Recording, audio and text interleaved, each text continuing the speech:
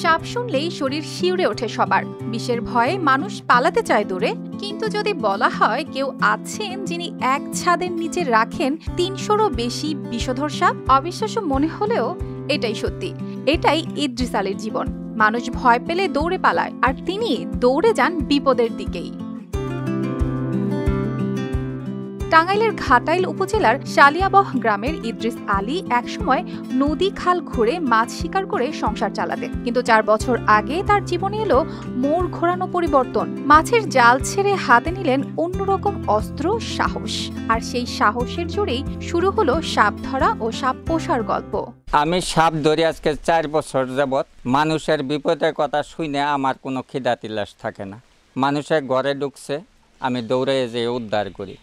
কিন্তু আমার এই কথা শুনলে কোনো সময় সাপের কোনো জাদু, মন্ত্র, তন্ত্র কিচ্ছুই নেই।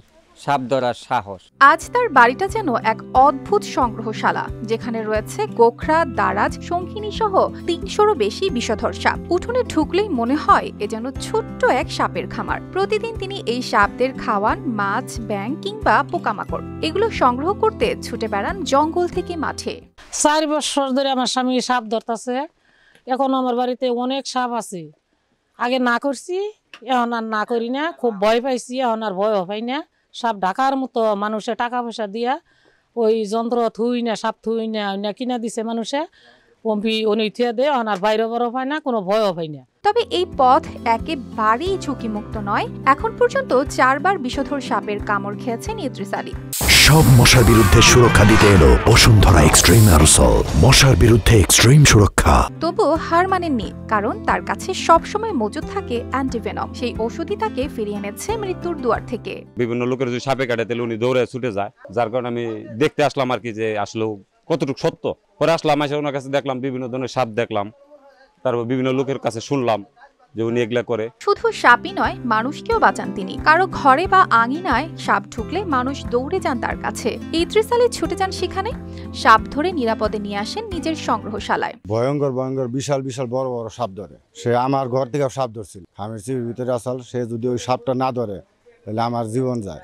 সাপ ধরে কোনো তন্ত্রমন্ত্র নাই, আর সাহস, এই সাহস থেকে সে সাপ ধরে।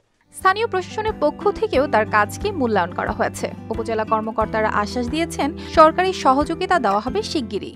আমি মনে করি যে এটার মাধ্যমে উনি সাপের যে বিভিন্ন প্রজাতির যে সাথে যে প্রকৃতির সম্পর্ক রয়েছে, এটাকে তুলে ধরার জন্যই কিন্তু উনি অক্লান্ত পরিশ্রম করে যাচ্ছেন। এক্ষেত্রে তার এই পরিশ্রমকে আরও সার্থক করার জন্য যদি উপজেলা প্রশাসনের কাছে উনি যদি কোনো হেল্প চান, সরকারের কাছে কোনো দৃষ্টি আকর্ষণ করেন, আমরা নিঃসন্দেহে প্রশাসন তার পাশে দাঁড়িয়ে তার পাশে থাকার চেষ্টা করব। এখন দেশের নানা প্রান্ত থেকে মানুষ আসে তার কাছে, কেউ সাপ দেখতে, কেউ আবার শুনে তার সাহসী অভিজ্ঞতার গল্প। News desk, RTV।